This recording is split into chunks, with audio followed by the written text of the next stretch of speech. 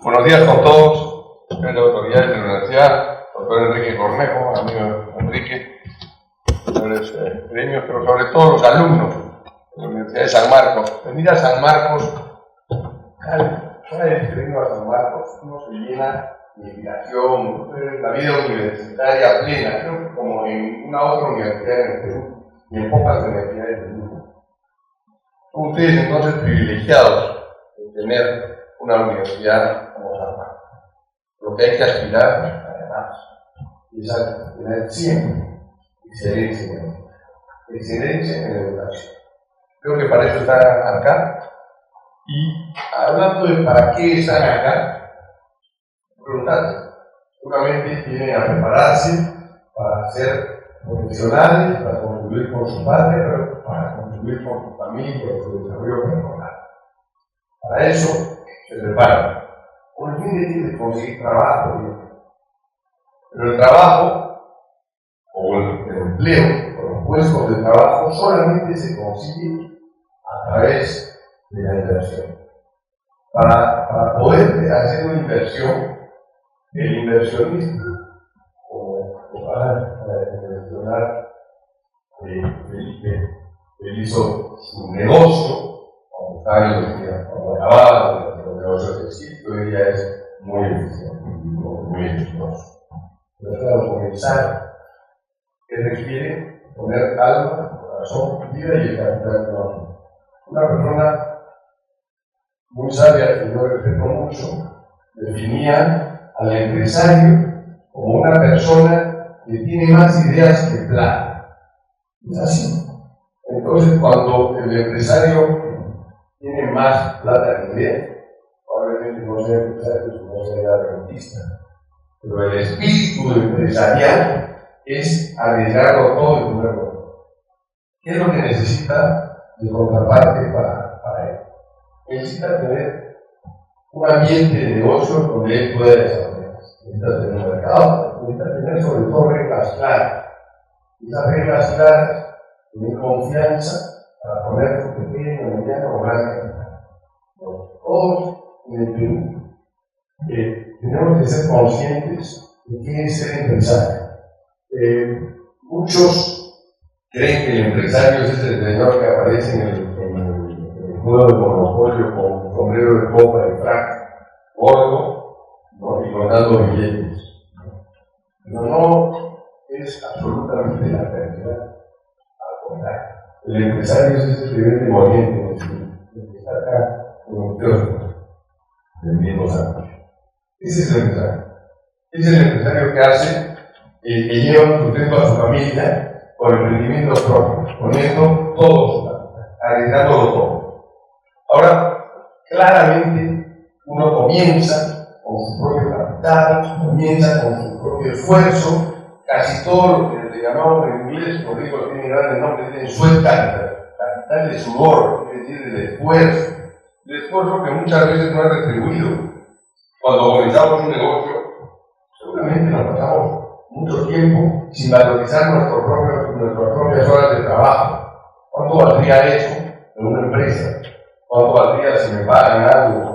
No lo puedo cobrar porque estoy arriesgando toda mi vida y todo lo requiere. Pues eso es la historia de muchos empresarios. Es mi historia personal. Comencé con 3 trabajadores, hoy ya tengo 16,000. Entonces, es una historia y dije, oye, escucha, pero qué fácil ha sido esto. Claro, fácil. Hace tremendo. Ha habido las curvas, parece que siempre van para arriba, pero la verdad la mayor parte va para abajo. Y si no tienen la capacidad para levantar y volver a montar todo, entonces seguramente no termina. Eso es lo que esperan los que desean ser empresarios. Pero les digo que vale la pena. No solamente vale la pena por las satisfacciones personales, cada vez una empresa va creciendo más con ella, esa es su responsabilidad. La responsabilidad con el país, la responsabilidad con mi comunidad, la responsabilidad con mis trabajadores. Cuando hablamos de sostenibilidad y responsabilidad social, yo siempre digo, la primera responsabilidad social de un empresario es con la salud financiera de su empresa. Sin él, no puede dar trabajo digno a sus empleados, no puede retribuir a sus proveedores adecuadamente. Pone en peligro no solamente a tu empresa, sino a todos los que confían en él. Entonces, esa es la primera responsabilidad que tenemos que hacer. Esa responsabilidad de la salud financiera de la empresa la alcanza, por supuesto, a los trabajadores, a su familia, a los proveedores, ¿no? A los que prestaron el dinero, a sus accionistas, porque muchas veces para hacer empresa, para crecer la empresa, uno requiere del apoyo de otros. Mi vecino me prestó plata, mi vecino me acompañó. En mi caso, comenzamos el negocio recurriendo a un grupo de amigos alquipeños, ¿no? Y yo estoy ahí. Y con la confianza que ellos nos dieron, ¿no es cierto?, tenía una gran responsabilidad para eso. Entonces, así se crea empresa. Pero y la empresa es la fuente de trabajo. La inversión privada en el Perú representa el 75% de toda la inversión. Quiere decir que todos los recursos que son entregados al Estado en la administración para que los invierta en bienestar, en redistribuir el capital entre todos los peruanos, solamente representa el 25%. El 75% de la creación de la riqueza de todas las empresas. Entonces, de ahí la importancia de generar un buen ambiente. Bueno, esos son los que lo van a contratar a ustedes. Esos son los que van a hacer negocio. Entonces, ¿qué necesita? Necesitamos tener un buen ambiente de, no sé si tiene para adelantar, un ambiente para poder generar empleo a todos los jóvenes que se gradúan con ustedes, ¿no?, de la universidad. Pero vemos que hay una enorme cantidad de graduados que hoy día no encuentran un trabajo adecuado. Y eso nos lleva a otro problema que tenemos en el Perú, que hoy día lo estamos tomando como si fuese normal, lamentablemente. ¿Saben cuánto es el empleo informal en el Perú? 75%. Quiere decir que solamente el 25% de los trabajadores del Perú cuentan con la seguridad que le da el empleador. Es tener pensiones de jubilación, tener seguro social, ¿no?, tener gratificaciones en el mes de julio y en el mes de diciembre, tener una compensación por tiempo de servicios para cuando esté desempleado, si en el caso que esté desempleado. Por toda esa protección que el sistema ha diseñado, requiere que además el empleador haga contribuciones forzosas por cuenta de los trabajadores, y lo que recibimos a cambio los trabajadores no tiene proporción hoy día con lo que aportan. Quiere decir entonces, ¿a qué me refiero? Por ejemplo, a la salud. Si nos vamos a atender en salud, caemos nosotros, nuestro familiar, en una desgracia de salud, encontramos que las colas para que nos den cita, ojalá que tengan cita. Ojalá. Y Dios no quiera que tenga que programar una cirugía de urgencia, porque lo que vemos es que esto no se logra. Es un derecho también. En el Perú, la salud y la educación están consagradas en la Constitución para ser universales. Lo estamos obteniendo, en muchos casos no lo estamos. Pero es un derecho. Yo sí creo que hay que salir a reclamar, no a romper vidrios de las calles ni a marchar. Tenemos el derecho y la obligación de marcarle al responsable sus obligaciones. Si tienes un mal empleador, es importante marcarle a ese mal empleador sus obligaciones. Pero si tienes a un Estado que además le ha sido entregado los recursos para dar esos servicios, y como no lo hace, hay que marcar.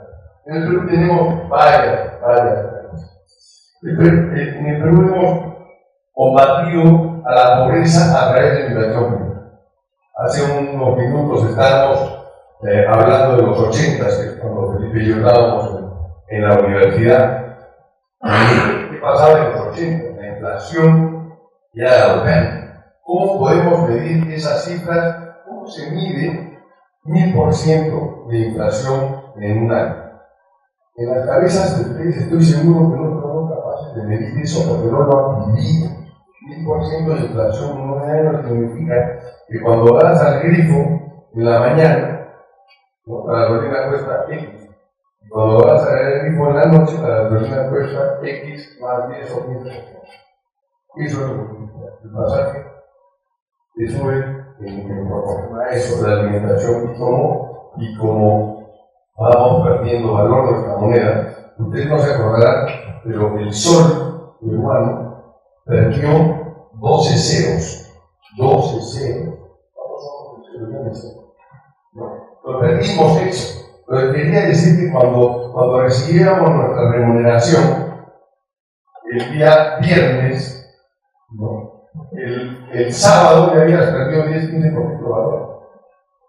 O sea, íbamos corriendo a comprar insumos, a comprar comida, a comprar arroz, a comprar gasto. Porque si te esperabas hasta la siguiente semana o hasta el lunes, pues te alcanzaba para bastante tiempo. Pero ese era lo que teníamos hoy día, tenemos estabilidad monetaria. Vamos a lo que debemos combatir además entonces es la informalidad. Pero hay que preguntarle por qué tenemos tanta informalidad. ¿Qué pasa con el Perú? La informalidad nos sirvió en esa época para sobrevivir. Fuimos capaces de mostrar nuestro espíritu empresarial y no depender de terceros, sino de nosotros mismos. Salimos a hacer sándwiches a la calle. Salimos a ganarnos la vida como se podía. Pero, señores, esto es la trampa. Está bien para sobrevivir, pero no está bien para poder progresar. La informalidad tiene muchas trampas. Con la informalidad, por ejemplo, el señor que vende en los emolientes en la esquina de abajo. Entonces, ese señor tiene un puestito que no debería estar ahí. Entonces, cuando pase el municipal, le tiene que pagar 2 soles o todos los días para que no lo voten también. Ese señor no tiene acceso a crédito. No tiene, o sea, tiene que trabajar con su propio capital de trabajo, con lo que ha vendido, compra el día siguiente. Y eso que lo que hace no le permite crecer, no le permite desarrollarse. Cuando se financia por los medios que puede, le cobran 10% al día. A ver, hagamos un ejercicio, los que están estudiando finanzas, un ejercicio de cuánto significa eso al mes o al año. Y el 10%, yo no sé cuánto es, 10% al día, pero 10% todos los días tiene una tasa opuesta enorme. Entonces, ¿cuánto puede ser la utilidad de ese pequeño comerciante, pequeño industrial, para tener que soportar una carga tan enorme financiera? No es comparable con ninguna de las tasas que son de Entonces, realmente esos son los costos, esos y muchos más, pero estos son los costos la empleabilidad cuando él emplea a una persona. Esa persona seguramente no tiene ni CTS, ni relación, ni sueldo mínimo, ni nada, ¿no? Entonces, el promedio de los sueldos del 75% son 600 soles, 670 soles, ¿verdad? Menos de 2/3 del sueldo mínimo. Entonces, esa es la protección. El verdadero enemigo es la informalidad. ¿Cómo la combatimos? Hay que bajar las barreras para la formalidad. Lo que tenemos que hacer es ayudar a que todos esos se formalicen y tener un país más justo para todos. ¿Por qué? Porque con inversión y con buenas políticas se puede hacer. Quiero hablar un poquito de inversiones de acá. El Perú, hoy día, a pesar, no voy a decir a pesar de nuestros políticos, a pesar de nuestros gobernantes, el Perú crece más de los otros países de la región. Y tenemos una inflación más baja de los países de la región. A pesar de todo. El Perú es un país bendito. Es un país lleno de oportunidades. Pero no seamos el país de las oportunidades del futuro. Tenemos que ser el país de las oportunidades del presente, aprovecharlas hoy día. Y para eso tenemos que ser consejos todos. Es frustrante ver cómo en el Perú, que tenemos, por ejemplo, para poner cualquier industria, ¿cuál es el primer requisito? Tener energía eléctrica. Sin energía eléctrica no camina nada. Entonces, el Perú tiene una mezcla de energía proveniente del agua de los Andes, aprovechar las cordilleras, los ríos que se turbinan y se convierten en energía limpia, energía que todo el mundo quiere. Además es renovable. Pero además hemos sido benditos, bendecidos, con ingentes cantidades de gas natural en la selva. El gas natural es el combustible de la transición energética, la transición de los combustibles fósiles y contaminantes a los combustibles renovables, limpios y perpetuos. Pero eso va a tomar mucho, 50 años. El combustible menos contaminante es el gas, el menos contaminante de los fósiles es el gas.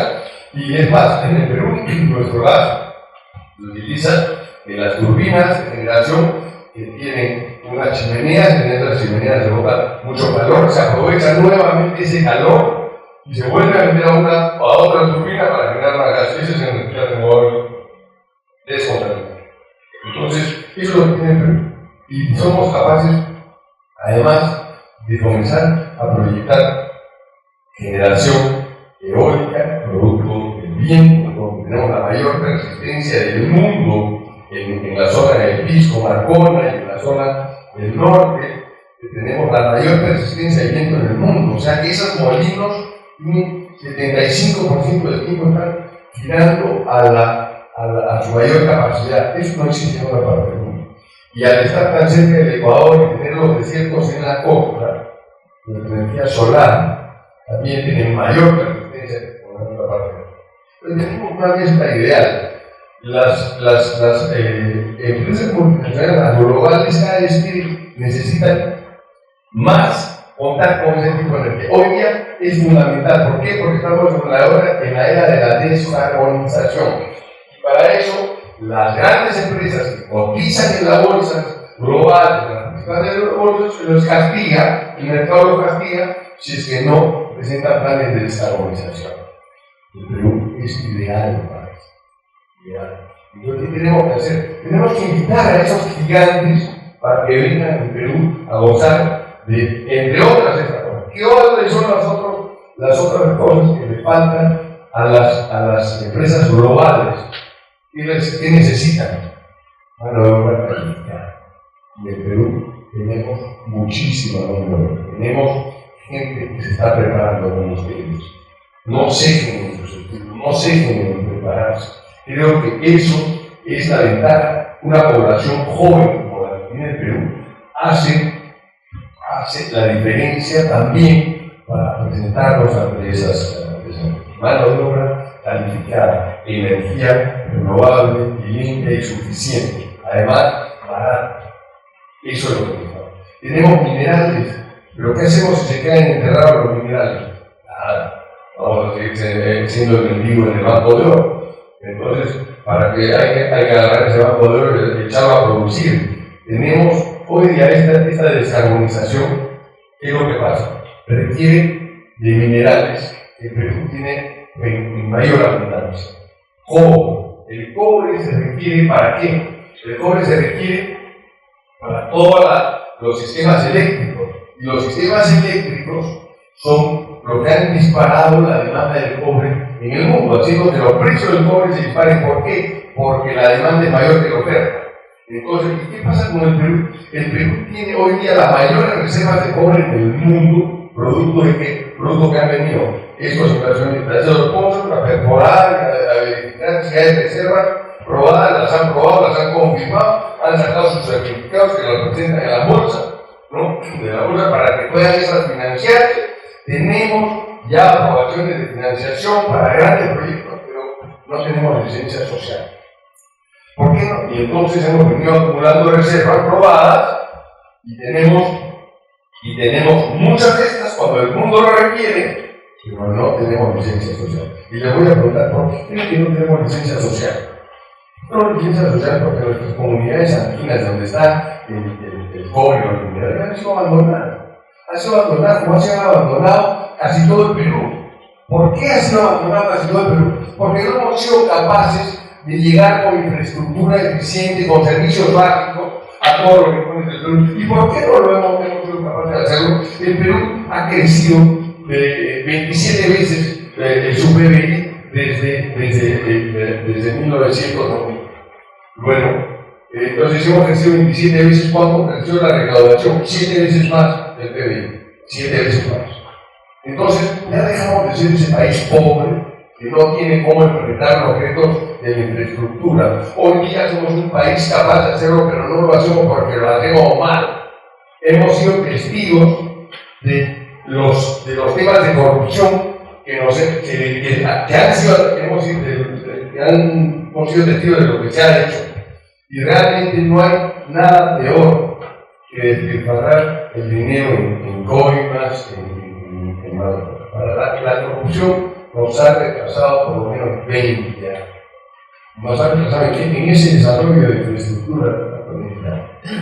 Esa lucha contra la pobreza, que he dicho que hemos hecho, y el Perú, que tenía 58% de pobres monetarios hasta antes de la pandemia, en 2019 bajó a 20% de peruanos pobres monetarios. Sin embargo, persiste la pobreza en el Perú a un nivel de 50%, 48%. ¿Por qué? Porque la pobreza no se mide solo por el ingreso que tiene, sino por el acceso a los servicios básicos. Y ahí es donde hemos fallado. Salud, educación, infraestructura básica en el hogar. ¿Con qué cocinamos en la casa? Con leña, la mayor cantidad. No tenemos nuestro transporte. ¿Cuánto se demora en llegar acá? El transporte público es ineficiente, la gente sigue viviendo en terrales. Eso no es ni justo ni correcto. Entonces, cuando vienen a decirle a la economía, oye, ¿sabes qué? Arrímate un poquito, puedes hacer el mineral, te va a decir no. Entonces, tenemos una labor pendiente, tenemos un deber. El deber es, oye, vamos a tratar primero a esas comunidades, atenderlas, antes de que les el permiso, tenemos que ir a la comunidad y decir, señor, la carta de servicios sociales, el programa de vivienda social, todo acá. Y vamos y ahora sí, arrímate un poquito, tienes esto, y vamos a sacar el mineral, y vamos a tener valor compartido por sacar el mineral, porque hay cargo y sobrecargo en un programa. Entonces, pero eso, la gente tiene que dar confianza. Pero mientras que a la gente confianza se nos va el tren. Estamos en el superciclo minero. Si nosotros no somos capaces de explotar esas reservas de oro que están de cobre que están configurando el Perú, ¿alguien más lo va a hacer? Sudáfrica, Chile, que nos lleva la bandera en eso, Colombia. Entonces, realmente Estados Unidos hay cobre en todos lados. Nosotros hoy día tenemos la delantera, pero si no lo hacemos rápido lo vamos a perder. ¿Y eso para qué va a servir? Va a servir para quitar puestos de trabajo, para tener industria. El doctor Molina habló del puerto de Chancay. Yo también me quiero referir al puerto de Chancay. Hay una gran expectativa sobre el puerto chino. El puerto de Chancay que va a acercar el Asia a América de 50 días de travesía a 23 días de travesía. ¡Qué maravilla! Eso posibilita un montón de cosas, un montón real. Pero esos barcos, esos superpospanas, se llaman unos barcos muy grandes, tienen 20.000 contenedores arriba, en vez de 7 u 8. Toman rápido y van directamente de Chancay a Shanghái. Entonces, eso es posible siempre y cuando tengamos carga. ¿Y la carga de dónde va a salir? Entonces tenemos que hacer tareas para que ese sueño del puerto de Chancay tener el impacto que todos creemos que puede salir. Necesitamos hacer tareas. Y esa tarea de la infraestructura está pendiente. Y si ni siquiera podemos arreglar un tramo de carretera en ventanilla de 50 metros que hace 10 años está roto y que rompe la carretera que une el puerto de Callao con el puerto de Chancay. No lo hemos podido hacer en 10 años, mucho menos vamos a poder hacer esa infraestructura mayor que se necesita. Pues sí lo tenemos que hacer. Hay que hacerlo de todas maneras. Ya hay que ponerle enfrente de la nariz a los gobernantes que no pueden dejar de tener displacencia en esto, porque tenemos los recursos, tenemos las capacidades, pero hay que hacerlo, hay que moverlo, hay que captar esas inversiones mineras que vienen, hay que captar esas inversiones que nos pueden generar puerto de Chancay. Yo tengo una propuesta agresiva, muy agresiva, para realmente conseguir esa carga. Necesitamos la carga de Chancay, la carga de Brasil. La carga de Brasil. El Perú exporta al Pacífico 30.000 millones de dólares. Gran parte de nuestras exportaciones se van a Asia y salen del Pacífico. Brasil, solamente al Pacífico, por donde se tiene que dar un vueltón, ya sea por Antártida o por el Canal de Panamá, donde exporta 120.000 millones de dólares. Soja y otras cosas. 120.000. Pero estamos al costado. México logró su crecimiento brutal. México es un crecimiento exponencial en los últimos 25 años, porque tiene un gran vecino, que es los Estados Unidos. Bueno, nosotros tenemos un gran vecino, pero los tenemos dormidos, nos separa la selva amazónica, que parece una barrera infranqueable. Es más fácil llegar a California y llegar a Sao Paulo. ¿No? Entonces no es posible, lo tenemos al costado. Las carreteras binacionales no han tenido el éxito. Lo que necesitamos es un gran tren, una gran ferrovía, que une el puerto de Osan o el puerto de Chancay. ¿Es posible? Claro que es posible. Claro que es posible. No solamente para traer esos 120.000 millones de dólares de exportaciones brasileñas que ya no saldrían dándose la vuelta al mundo para llegar otra vez al Pacífico, sino directamente. Por eso nos generaría al Perú, no solamente en la etapa constructiva, sino en todas las etapas posteriores. Nos hermanamos con Brasil, se acerca a Brasil.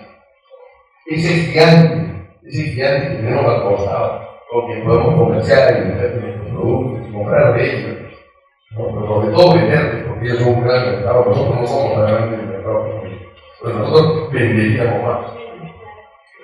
Eso es lo que hay que hacer. Oye, no, pero significa cómo vamos a arreglar 4 vueltos de la pista, cómo vamos a tener un tren binacional. Bueno, ahora tenemos el APEC. El APEC es una muestra de lo que sí se puede hacer en el Perú.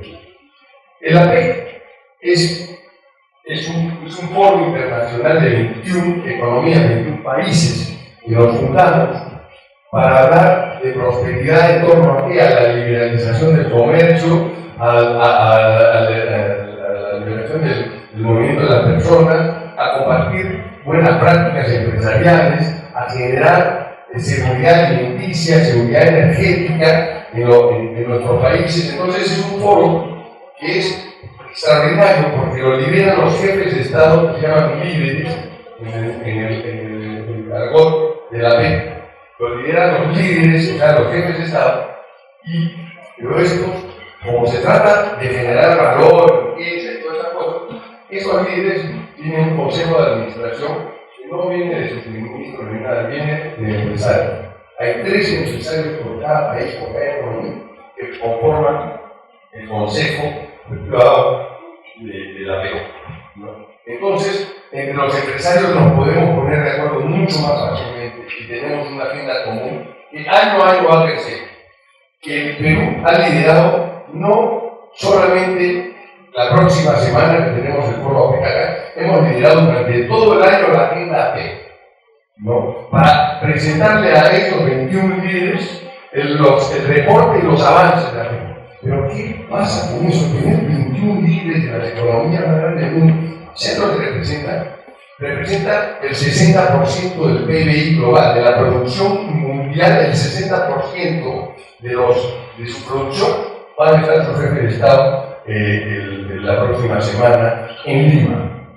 Pero cuando vienen los jefes de Estado a Lima, los empresarios más importantes de esos países y quieren a discutir para poder hacer negocios, es el momento de hacer grandes anuncios, como decir, el tren nacional. Se invitó al presidente Lula para que venga, que no era miembro de la PEC, porque esas 21 economías de Asia y de América son los países que dan al Pacífico. Entonces ahí se dice a veces dice que el Pacífico no es lo que nos separa, sino más bien lo que nos une. Y el puerto de Chancay nos une más. Ya no tendremos que ir a Santos o a Manzanillo para después ir a Manzanillo o a Los Ángeles para después ir a Asia, sino ahora vamos directo. Entonces, eso es una maravilla. ¿Podremos hacer anuncios especiales? Claro que sí. Claro que le conviene a Brasil, le conviene a China, le conviene a la India que quiere poner los trenes. Entonces, realmente nos conviene sobre todo a nosotros.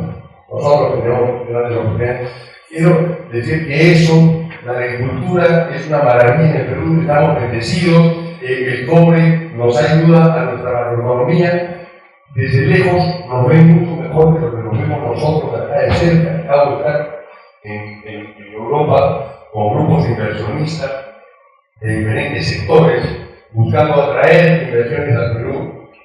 Y me he sorprendido, les quiero decir, que la visión que tienen ellos del Perú es mucho más positiva de la que tenemos nosotros de dentro, quizás porque nosotros lo vemos con lupa y no vemos tanto lo que pasa en el resto del mundo. Sí tenemos un país de grandes oportunidades, nuestros macrovalores están muy bien, nuestros recursos están muy bien, nuestra juventud está muy bien, tenemos el bono de la juventud, todavía tenemos el bono que son ustedes tienen derecho a soñar en grande, tienen derecho a soñar, a no vender, a no montar emprendimientos pequeños, sino a emprendimientos grandes, tienen derecho a ser empleados de multinacionales y aspirar a ser los gerentes globales que van a venir acá esta semana. Les digo que esto tenemos que tener todos los voceros de que el Perú tiene las mejores condiciones del mundo para progresar. Lamentablemente nos tropezamos nosotros mismos, nos tropezamos como miniatura. No nos atrevemos a pensar en grande. Atrevámonos a hacer lo que es imposible. Singapur era realmente un pueblo joven hace 30 años. Realmente lo que es hoy día Singapur es el ejemplo de lo que nosotros podemos hacer. Vietnam, después de la guerra de Vietnam, el país quedó destrozado. Hoy día, Vietnam es el país más pujante del mundo. Hoy día Vietnam es una potencia. Se ha logrado todo eso. Se atreve a ser muy grande, se atreve a atraer inversión, venga de donde venga, a poner reglas claras, a comerciar con el mundo. Necesitamos integridad. Sin integridad todo lo que he hecho no sirve para nada. Sin integridad, es decir, sin respeto a las normas, olvidémonos de las coimas, de esa nefasta práctica que, diferente a lo que se cree decir que habla de coimas, si son los empresarios. Cuidado. Hay buenos y malos empresarios, hay buenos y malos profesores, hay buenos y malos alumnos, hay criminales y hay gente que está contra la ley. El primer damnificado de una coima, una subasta pública internacional es el competidor limpio. Ese competidor que tenía todo el esfuerzo y que el otro vino a hacer trampa, que se coludió como el funcionario público, ¿quién es el perjudicado? El país. El segundo perjudicado es el empresario limpio. Entonces tenemos todo el derecho y toda la indignación de renegar contra la corrupción. Entonces, eso, atrévanse a pensar en grande. El Perú es un país maravilloso. Escojamos bien quién nos gobierna. Escojamos bien qué es lo que queremos. Les digo, la inversión privada es lo único que nos va a cambiar la vida. No nos merecemos nada. Estamos en este país maravilloso, miles de oportunidades. Veo que casi todos los países que he visitado no tienen ni el 10% de las posibilidades de desarrollo económico, ni el 10%. Entonces, exijamos nuestros derechos, escojamos bien y vayamos por el pro. Así tendrán ustedes un mejor futuro.